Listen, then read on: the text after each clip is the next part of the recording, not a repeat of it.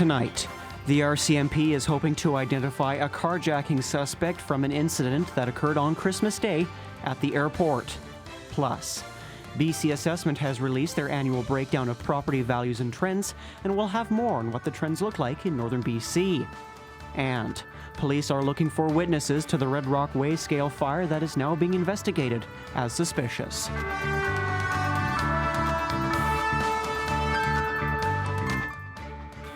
Good evening and welcome to CKPG News. I'm Adam Burles. Tonight's top story, an armed carjacking took place at the Prince George Airport on Christmas at night, and police are still searching for the man responsible who reportedly demanded to be driven out of province by a taxi.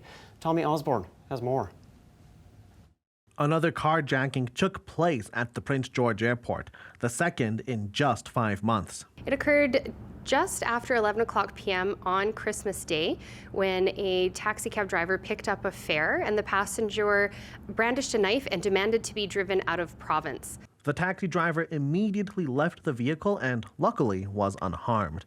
The suspect then took the taxi and drove off, only to crash in a ditch a short distance away. While police found the taxi, the suspect fled on foot and is still on the run. We're looking for anybody who may have been at the airport at that time and maybe got a dash camera footage of the suspect, the taxi cab coming or going. Even though it was late at night on Christmas Day, the airport was still very busy. All that is known is the suspect is a man wearing all black at the time, so any new information could be a big help. So anyone who may have seen the incident and hasn't come forward to police yet with what they saw, we'd love to speak to them. The Prince George Airport says it understands the concerns of the public, especially since this is the second carjacking incident of 2024, the first happening in August. The August incident saw a 29-year-old man enter the vehicle of an elderly couple, and he forced the woman in her 80s out of the vehicle right away. While he was driving, he pushed the 91-year-old man out of the vehicle, causing several broken bones and contusions. The Prince George RCMP say it is definitely concerning that 2 incidents of the same nature happened in a 5-month span, but it doesn't believe that this is a sign of more carjackings to come. Carjackings in themselves are incredibly rare occurrences in Prince George. To have had 2 in just such a short time span, both in and around the airport, is very rare. We don't want to make the general public nervous that this might be a regular occurrence. This is very surprising for us as well. The airport added it is actively working with authorities to address this incident, including providing security camera footage to police, and is committed to continually strengthen its safety measures. Tommy Osborne, CKPG News. Prince George RCMP is looking for the public's help with a fire that occurred on Christmas Eve at Red Rock. Police are looking at the source of this piece of graffiti left behind on a sea can near the scene of a fire at the Red Rock Way scales. The first was reported shortly before 6:30 p.m. on Christmas Eve, 6:30 a.m. on Christmas Eve, and emergency responders noted 2 pickup trucks leaving the vicinity at the time, but were unable to get license plate information. Investigators are looking for witnesses to the event which destroyed the structure. The new details that we have are kind of piecing together some of the evidence that was at the location. C-Can was seen with some spray paint on it that said "Good job, McCready," and investigators believe that the fire is suspicious in nature, and we think the 2 incidents might be related to one another, as the graffiti was not at the location the day prior to the fire happening. So we are looking for anyone who might know anything about the spray paint or the fire to please come forward. Also, first responders arriving at the location to tend to the fire noted 2 pickup trucks leaving just as they were arriving. So if anyone had passed by the weigh scales just before, just after the fire was seen, and might have dash camera footage of those pickup trucks arriving or leaving the area, we'd love to see that as well. As with the start of every new year, BC Assessment sets out the property value list from the previous year, and properties across the province stayed relatively stable this year, but there are implications on everyone's taxes, for better or for worse. Cheryl Jan reports. Whether you live in College Heights, the Bowl or the Heart, Prince George property values rose modestly across the board, according to BC Assessment. BC Assessment's role is looking at the sales and what the market activity is doing within those markets. So the 2025 2025 assessments that we just released are going to be reflective of what a property could sell for on or around the valuation date of July 1st, 2024. What we're looking for is similar properties and what similar properties are selling for. And then, of course, that's going to be the supply and demand and the arm's length transactions of those similar properties based on the sales and the real estate market. On average, Prince George properties increased in value by about 3%, which is higher than the provincial average. So in Prince George, we saw a typical range of movement of between -5% and +10%. Of course, depending on the supply and demand, there may be small pockets of markets that are going to be reactive differently outside of that range. It is also the time of year the city starts looking at its budget, and whether the value of a property went up or down, it is tied to property assessments. Where the assessment comes into play is it sort of changes what your part of the pie is for the whole city. So if all of the residential properties go up 3% as an average and your house goes up 3%, your house is likely going to be exactly the tax increase that's approved by council in January. But if you go up a little bit more than the average, you go up 10% and the average is 3%, you can expect the tax increase plus whatever that difference is of what your new share of the pie is. So once the overall bill to run the city is determined, it comes down to what classification will bear that burden: residential, business, light industrial, major industrial, even farm. And to add to the mix, it is all up to the elected officials. Council will have a tax levy discussion on January 20th and 22nd. Those are the two budget meetings. And then in February, they'll meet to discuss those tax rates. In the meantime, if you have an issue with your property assessment, there is recourse. Have great resources online that can help people navigate those questions. If after that, I would encourage them to give us a call if they still feel like they have some questions that are unanswered. And outside of that, if they feel that the property could not have sold for the assessed value on or around that July 1st, 2024 valuation date, we do have an appeal process, and the deadline to appeal is January 31st. Over 98% of property owners typically accept their property assessment without proceeding to a formal independent review of their assessment. Cheryl Jan, CKPG News. The BC Centre for Disease Control says it is seeing an increase in cases of influenza across the province. The Provincial Health Agency says that during its latest period between December 22nd and December 28th, respiratory syncytial virus activity was also elevated. The agency says the number of healthcare visits for respiratory illness in BC continues to rise and is comparable to last season. It says COVID-19 activity remains stable in BC, but shows early signs of an increase. The lowest gas price in Prince George is $1.43.9 per litre at Costco. This also happens to be the lowest price in the province right now.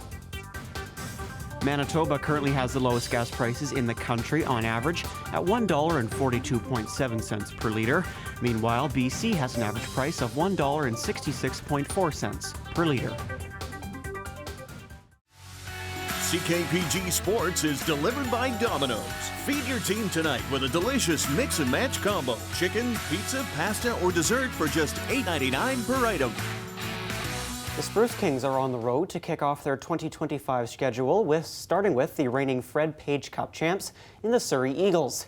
This is the Kings' first trip to Surrey since their season opener when they dropped the contest 4-1. This will be the team's third meeting with Prince George, taking their last matchup 6-3 almost 3 months ago. On Saturday, they'll head to Chilliwack to face off with the Chiefs, who sit atop the Coastal Conference. And while the Kings sit near the bottom of the conference, they do have a strong record of 1-1-1 against the Chiefs this season. And Team Canada faced off against Czechia in the World Junior quarterfinal for the second straight year, looking for revenge for last year's 3-2 loss. This time on home ice, Canada fought back from 3-1 down in the first period, and despite tying it with less than 5 minutes remaining, Alumni broke the hearts of fans all over the country with a last-minute winner. After another disappointing result, Team Canada was eliminated in the quarterfinals in back-to-back years for the first time in their tournament history. The 2025 Biathlon Youth Junior World Champions Trials just got underway today at the Caledonia Nordic Ski Club. Plenty of biathlon athletes tested out the course today for training ahead of 3 race days with some big opportunities on the line. The event adds to a long list of national and international competitions hosted by the Caledonia Nordic Ski Club, including the 2022 Canadian Biathlon Championships and 2024 FIS Parabiathlon World Championships. The event started today and runs until its culmination on January the 7th. We got about 100 athletes who are the best athletes in the country, all vying for positions to compete for Canada, both for the International Biathlon Union, IBU Cup races. There's positions available for that, and for the Youth and Junior World Championships. So it's fantastic. We got the best athletes in the country here for the next week. We have 3 race days and another training day. So tomorrow, Saturday, we have a sprint race. The following day, we have a pursuit race, which is kind of first across the line based on tomorrow's results. They race, and whoever gets across the line finishes. Finish line wins first. And then on Monday we have another training day, and then Tuesday is the most exciting day. It's a mass start. Everybody starts at the same time. First across the finish line wins, so it's a pretty exciting day on Tuesday. Come witness the action and talk to the athletes, talk to coaches. We got people all over the country. We have some people from Norway and Great Britain here as well. So yeah, lots of people, lots of fun.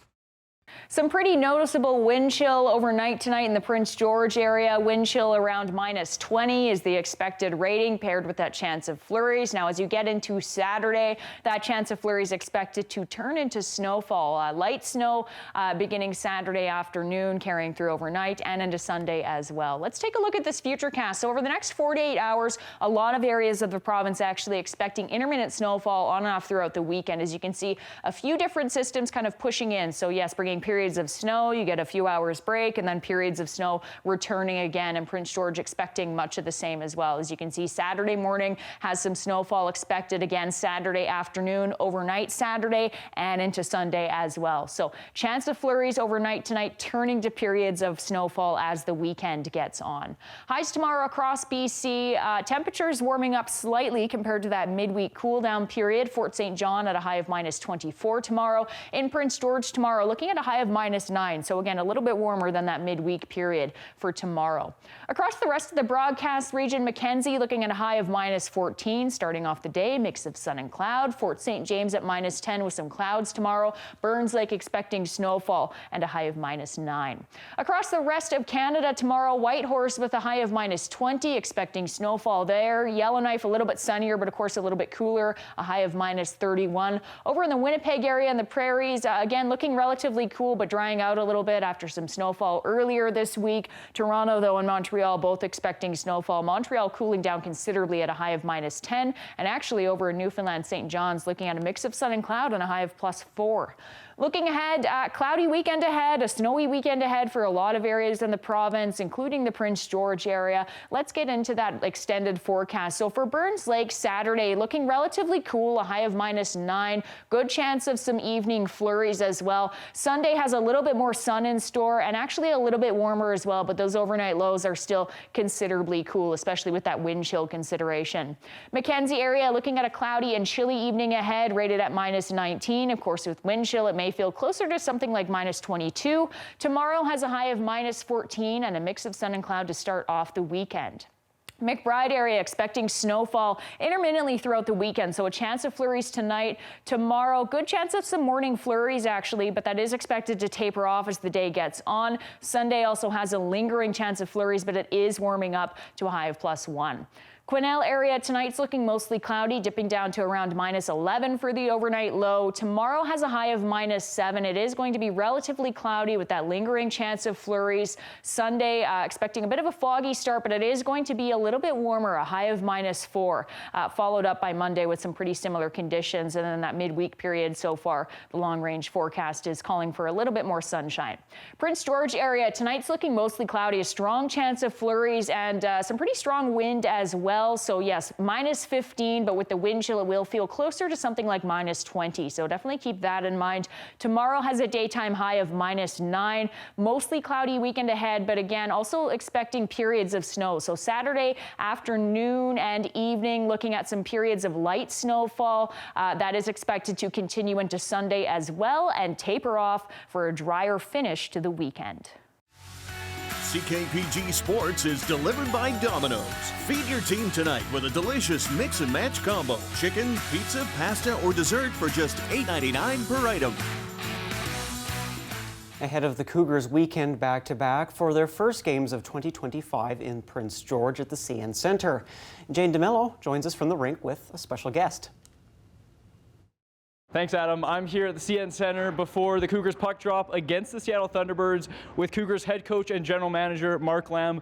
Obviously, you guys just came back after a nice long road trip with the Christmas break mixed in there. But you guys have been playing some really good hockey, winning 7 last 8, 5 in a row. What's kind of turned around from that little tough stretch end of November, early December?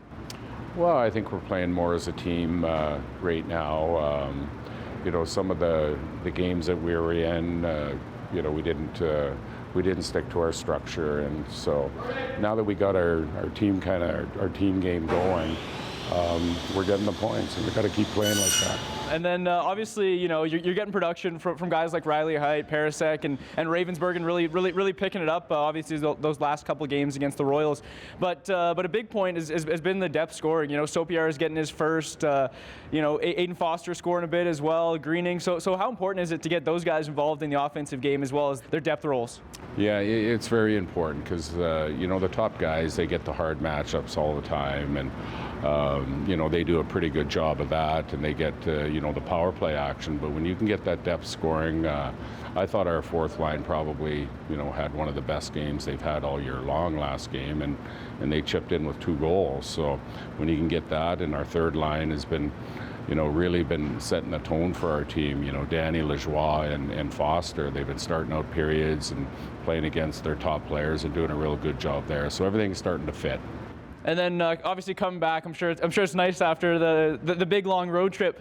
But playing well, and then you got the Teenage Mutant Ninja Turtles night tomorrow night for a good cause. But how great is it to kind of come back here while you're playing well and then playing for a good cause tomorrow? Well, it's really nice to be back home, that's for sure. Like, we were gone, you know, pretty much a month or over a month, and you know, the road trip. You know, we had a break during Christmas, but for the guys, they've been living out of a suitcase for, you know, pretty much 3 to 4 weeks. So it's been a real tough go. So, you know, coming home and getting around these surroundings and playing at home again is going to be really gratifying. But one thing we got to be aware of is, you know, we're always aware of that first game back. You know, it doesn't matter how long you've been gone, that the first game back kind of, sometimes it feels like you leave your legs on the road. So we're going to have to be, we need some energy, we need some enthusiasm tonight to keep that going. All right, well, appreciate your time, Mark Lamb. Gonna head it back to you guys at the studio. Fans, make sure to come out and support your Cougars tonight and then tomorrow night as well. Back to you guys. All right, thank you, Jaden. And some more Cougars news, albeit alumni news. The WHL has announced that former Prince George Cougars defenseman Zdeno Chara has been named to the International Ice Hockey Federation Hall of Fame class of 2025. The Stanley Cup champion will be inducted on Medal Day at the 2025 IIHF Men's World Championship in Stockholm, Sweden on May 25th, 2025. In his time with the Cats, he logged 3 goals and 19 assists for 22 points and 120 penalty minutes in 49 games, and quickly picked up the now famous nickname Big Z. Chara played with 4 teams in the NHL, including the New York Islanders, the Ottawa Senators, and most notably with the Boston Bruins, winning the 2011 Stanley Cup against the Vancouver Canucks. All right, that's all the time we have tonight. Thanks so much for joining us. Tonight, your last look is the Knox United Church. Thanks again for joining us. Have a great night and have a wonderful weekend. We will see you back here on Monday. Have a good night.